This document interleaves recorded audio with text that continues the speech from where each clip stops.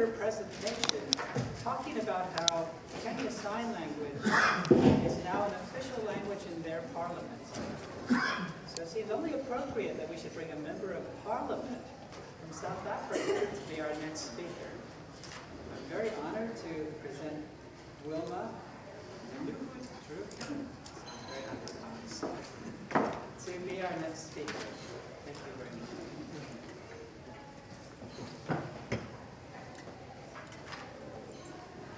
Thank you. I want to thank the Gallaudet Committee for inviting me today to be able to present regarding South Africa and also greetings from South Africa. Today we're going to talk about the political participation of people with disabilities in South Africa. Now that South Africa is free, and that freedom came about for the first time in 1994, after the ending of apartheid. So in 1999, we realized that after the fighting for apartheid and fighting for the rights, that the persons in South Africa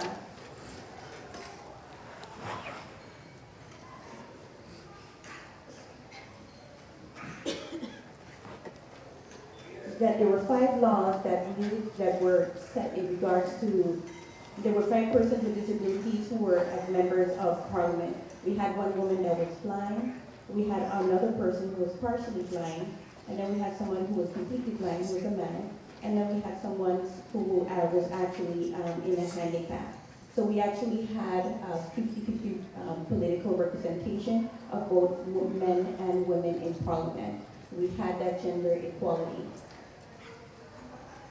So then the DPSA met with everyone regarding the approval of the legislation, and then a deaf woman was in charge of that board in 1994.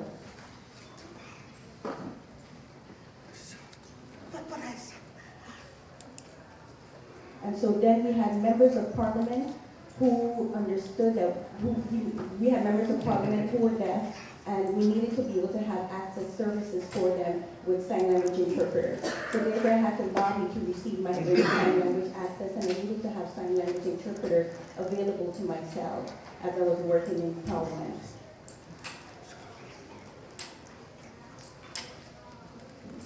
I spoke with my supervisor at home actually at 2 in the morning till 3 o'clock in the afternoon, and I was actually working on my own. And it was very difficult for me to do this work by myself.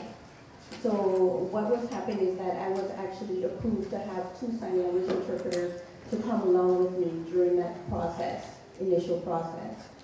So we need to understand that not only is spoken language access important, but those sign language access is important. There are 399 hearing members of parliament, while I am the only deaf person. Therefore, I am the one who has to lobby for my own rights as a singular person.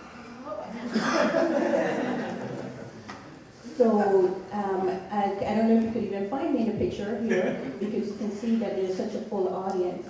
I think I might be over in the corner there to the left. What happened is that usually I would sit in the back row, because at that time I was still a junior member of parliament and had not received any type of rank or seniority as of yet. So again, I had to lobby that the interpreter be able to sit close to me so I would have access and be able to know what's going on. So because normally non-members of parliament are not allowed on the floor because there's specific rules and policies that are in place. So I had to negotiate with the members of parliament and with the government to understand that even though the interpreter was a non-member of parliament, they were necessary to be there, and it's necessary to adapt those rules and regulations for this special circumstance. So I did follow the Westminster rules, which follows the government of England. So usually what happens is that you have a first speaker, and you also have the opposing side. They actually are the larger political group. And then what happens is that the opposing party will go ahead and make complaints, and then after that, the rules and adaptations will remain assigned. So therefore, we had to have a sign language interpreter on the floor to be able to interpret what was going on within the discussions that were happening in Parliament.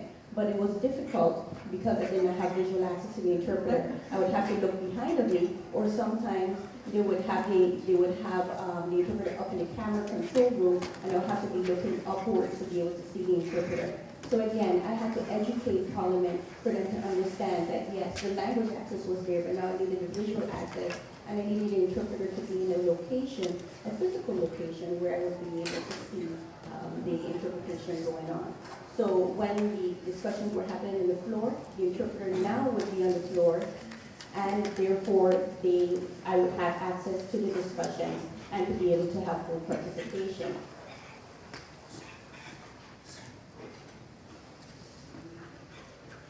So during my term, I worked with different committees within Parliament. I also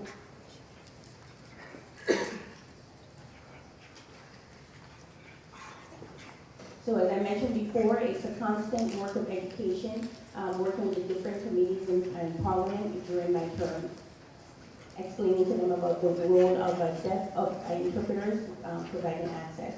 Throughout my work, I have 2 sign language interpreters who work with me. You can see them here. I went to Brazil to do a presentation regarding telecommunications, and I gave a presentation in Brazil. In that second picture, this was in 1997. This was for the World Cup. And this was all of the work that I did during my term. And here we're talking about the international, here I did my international relations work as a member of the South African Parliament. I was the chairperson for the Deaf World Federation, and we had to lobby government regarding getting sign language access.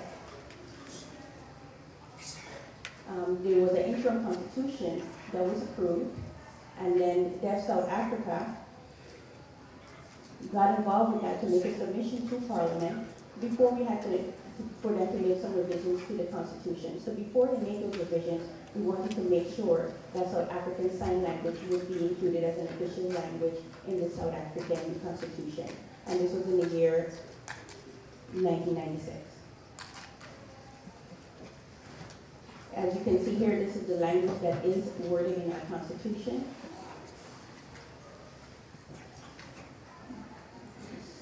It is said here that the board has to promote sign language. It is an approved language, and we actually have 2 persons who are working on that committee, who are actually students here and then moved on to England. And they also sit on the board for the Pan-African, for Pan-Slav, and they work on the revisions of laws so that they can reflect the action that is taking place in South Africa and regarding the official use of sign language in the Constitution.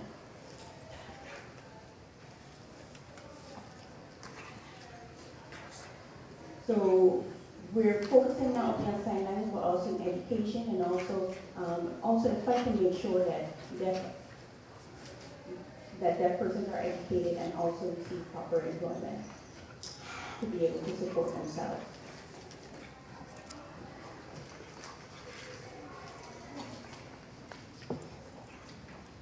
So the Pan South African Sign Language Board is actually the National Language Board.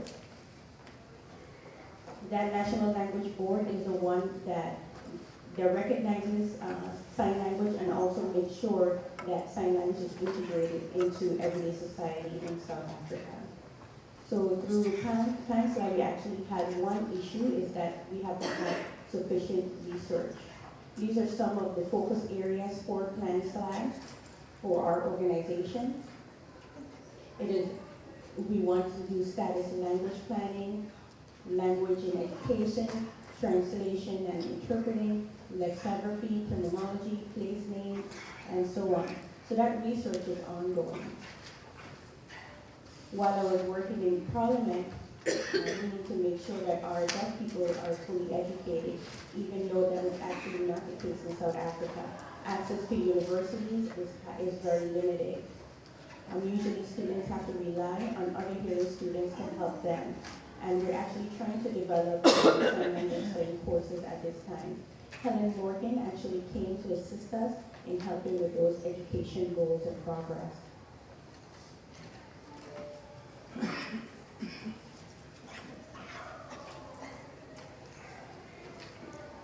So I would like to talk about what's happening with the progress of South African Sign Language.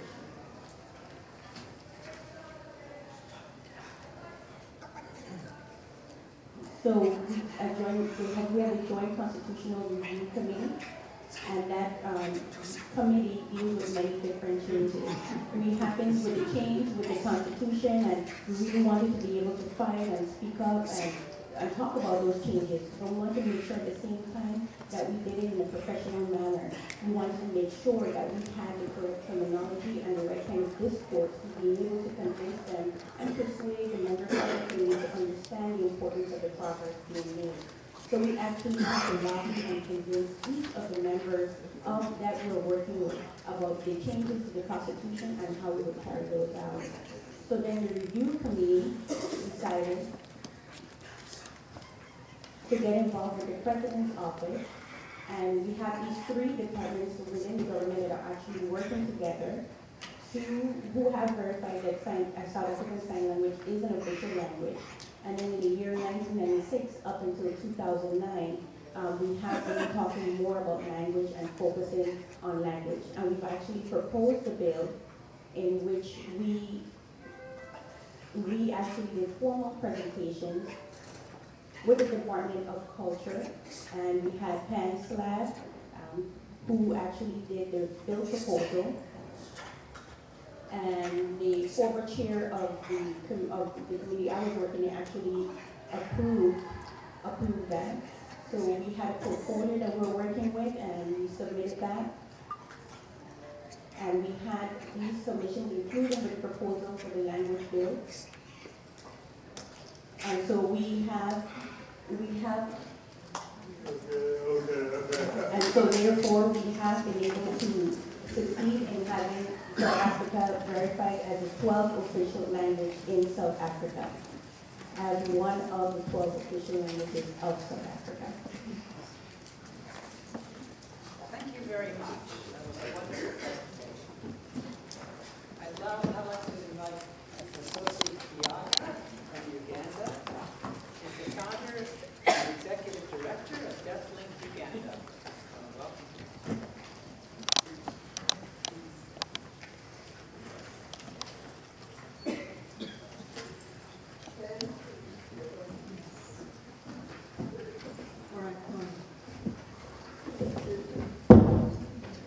My presentation about language and identity.